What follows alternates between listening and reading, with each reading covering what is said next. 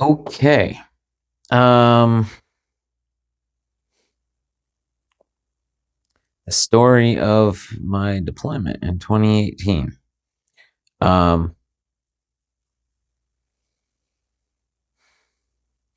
I think the most important piece of this was not my direct boss, but the boss that is like my boss's boss, essentially. My so uh some background.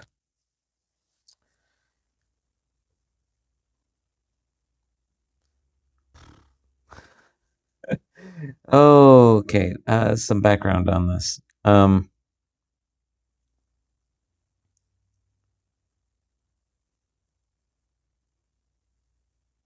When we first got there, um, the the sort of the group, like the work group that I was a part of, was called medical operations. So it's a little different. So there's obviously there's the command group, right?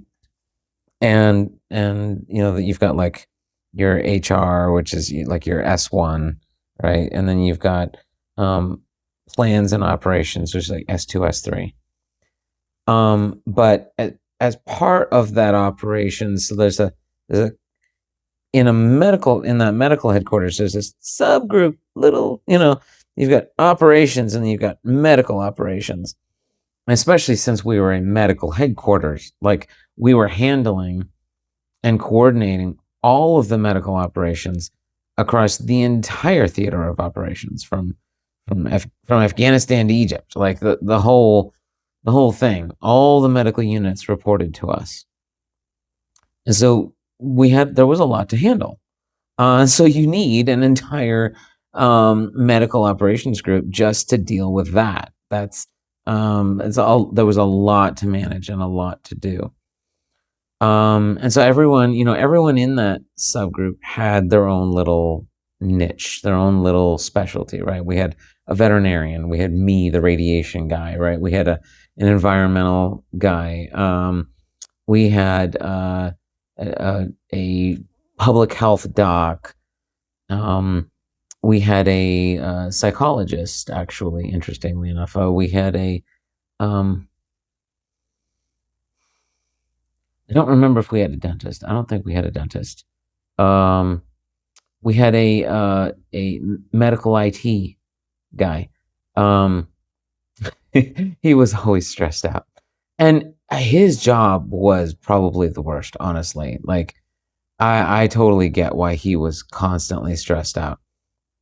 Um, and actually, I got to kind of. I like to think that I got to help him out with that a little bit, and I'll explain that in a little bit. Um, so you get the idea. Like we had a representative sample of some of the specialties in the theater, and that related to the units that we were managing, so that we could you know we could intelligently um, give them direction and help them with the things that they were facing and etc. So um, my job being radiation, I mean there were no units, no medical units that were doing what I do. Like I was literally the only person in the entire theater of operations who does what I do. And so there were some projects that I needed to work on. I had to do a lot of audits throughout the entire theater. Um, and that's why I did so much traveling, was because I needed to be physically on site at all of those places to do those audits. And I did that. Um, but my boss and my boss's boss did not understand what I do. Oh, and the reality is there's only 60 of me in the army. 65, 60, 65. That, like, No one knows what we do. Um, but as a leader, if you don't understand what someone does, maybe the thing you do is you listen to them and let them help you understand. She absolutely refused to do that. She was convinced because she had read this stupid document that was very, putting it mildly, very poorly written. In fact, it was just plain wrong. Um, to explain what my job field is. And the worst part of it was that um, they couldn't even get the name of my job right. They kept calling me a nuclear medicine physician. And I kept reminding them that I am not a physician. I am not a doctor. I I am a silver caduceus. Okay, so let me explain that. In the medical command, there are 6 corps. There's the dental corps, the nurse corps, the veterinary corps, the medical specialists, the doctors, the enlisted. Well, okay, so 7 if you include, and the medical service corps. Every single one of those. Every single one of those caduceus is gold, except for the medical service corps. It's silver because the medical service corps is administrative in nature. I'm a silver caduceus. I am not patient care. I don't touch patients. I touch paper. I push paper across the desk. I do not touch patients. And they could not grasp.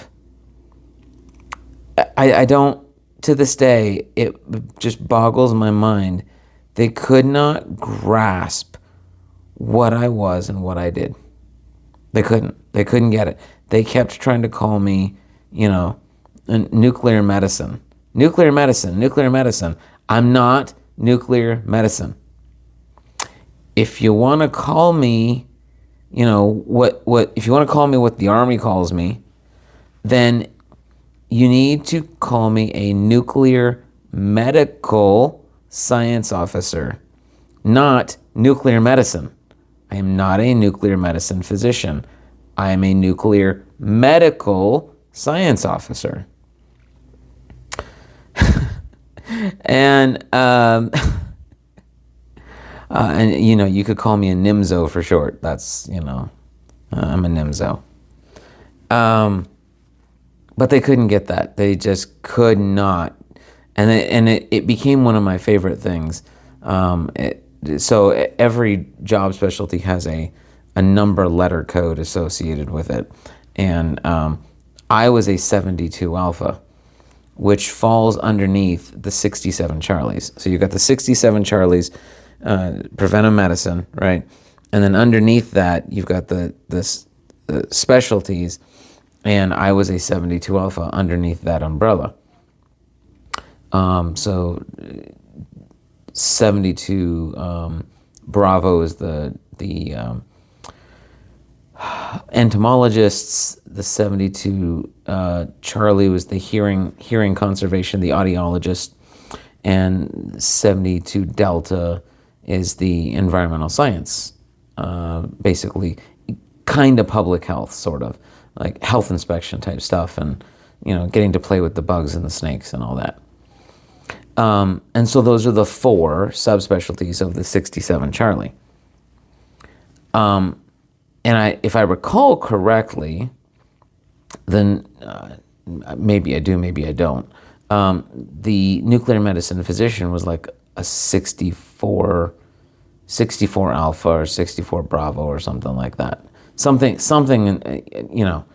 and so, every time they would call me nuclear medicine, hey, nuclear medicine, I would remind that I'm not a 64 alpha, I'm a 72 alpha.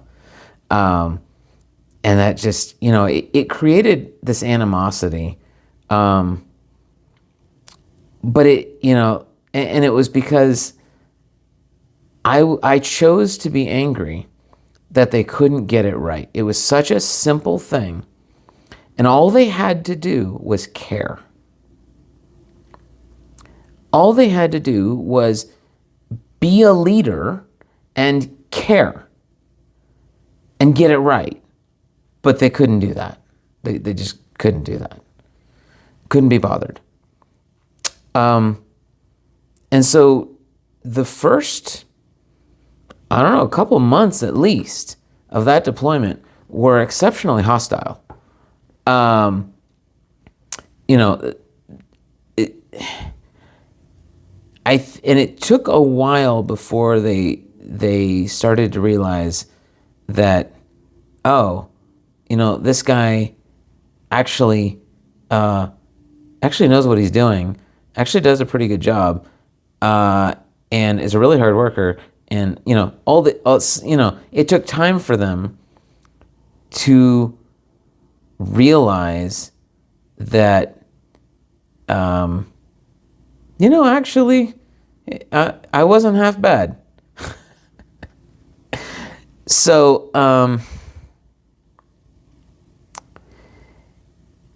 that did eventually, so a couple things happened. And again, this goes into what God was doing in my heart during that deployment.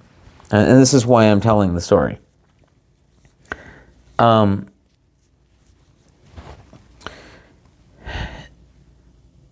So it was a little bit more background. I was a captain when I started the deployment. I was a captain. I came out I was on the major list for promotion to major. But my number hadn't come up yet, and usually you're on the list for you can be on the list for like a year. Well, I came out on the list right before the deployment started, and then my number came up like 2 months before the deployment ended, and at that point, I had absolutely no intention of letting them promote me, because I couldn't. All of the hostility and animosity that existed, I didn't, and so I need to back up and tell more of the story.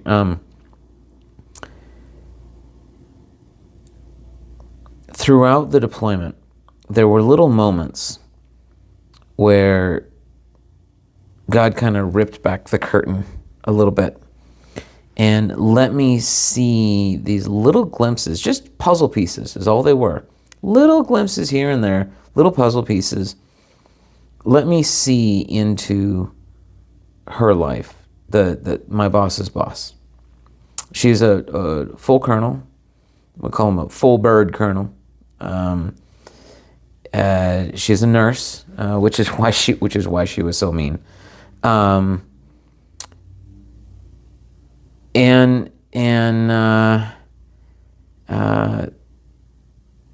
Anyway, I'm not going to go into all the things that God let me see, but it was like a photo here, just a little side comment there that like a social media post or something, that I could see, or if our group went out on the town, the way that she dressed, how super formal she always was, and the image that she would project, and the reality that I knew that was behind that image that didn't match.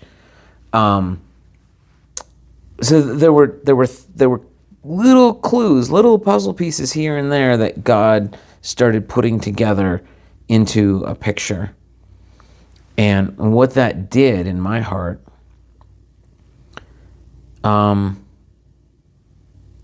it awakened compassion. Because I stopped being angry. I stopped seeing her as this person who was trying to hurt me.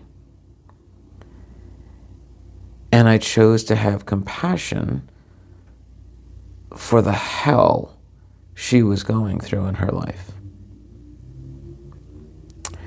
And that little thing set up the next the next hurdle that God put me through, which was my number came up, and they were not going to let me not pin. They were going to do the promotion, and they were not going to let me not do it. And I was really angry because I did not want to I wanted nothing to do with them. I didn't want to let them do it. And God said, no, you're going to ask her to pin you. And I said, I am. Not in a million years. He said, no, you're gonna. I said, okay, watch this. So I went and asked the commander, her boss. And he said, yeah, sure. I was like, cool. I got out of it. And 3 hours before my promotion ceremony, the sergeant major comes to me and says, hey, the colonel can't do it. He's in a meeting, blah, blah, blah, you know. And I'm like,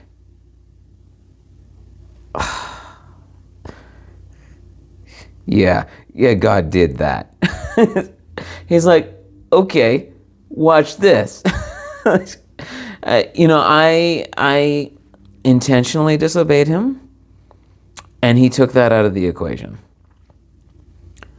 And I finally, I fought God for at least 2 weeks.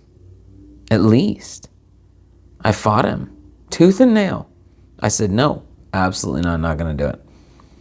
And I finally bowed the knee and said, okay. And I asked her to pin me. And I think that shocked her. Because, there had been so much hostility between the two of us. And I think that genuinely shocked her. And something changed after that. The other thing that changed was I had accomplished pretty much most of my mission. By the end of that 5 months of traveling, I think we were probably at the 6-month point. That there was 2 to 3 months left in the deployment. And I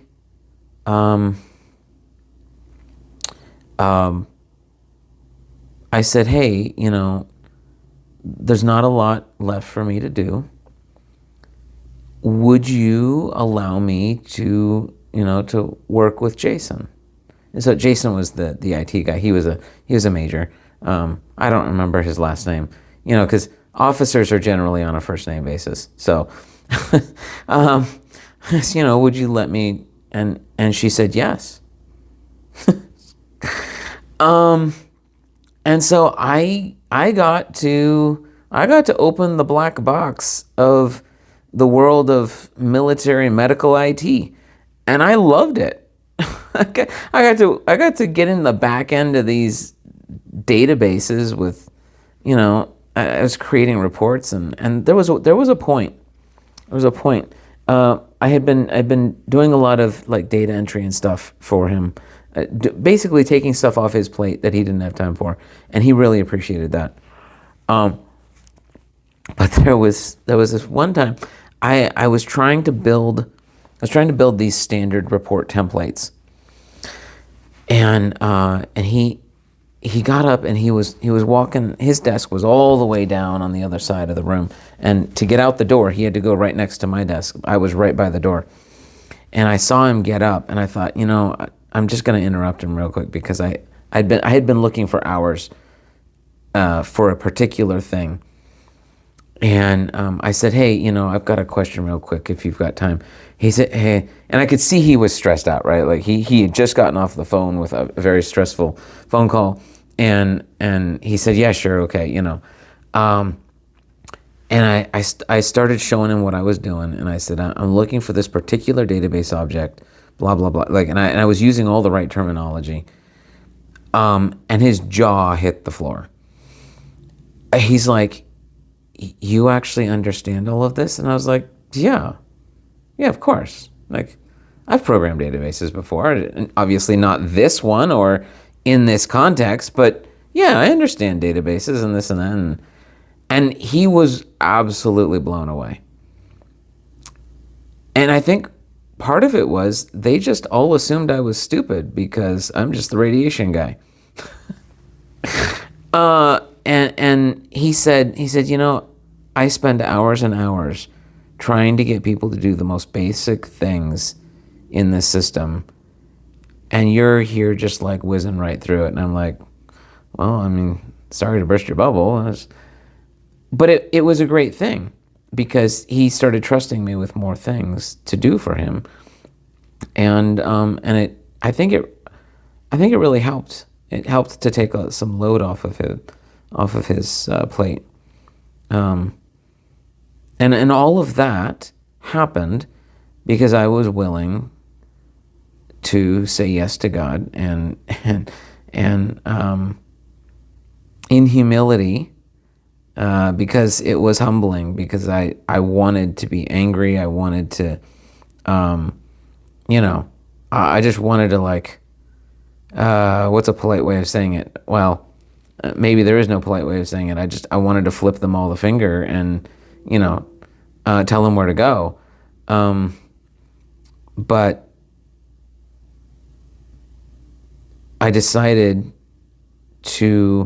I made the decision that I was going to do everything in my power to support my boss's boss, even as, even after everything she'd done and everything she put me through. I made the decision that I was going to do everything in my power to make her successful and to support her and to support the program and my coworkers. And because I made that decision,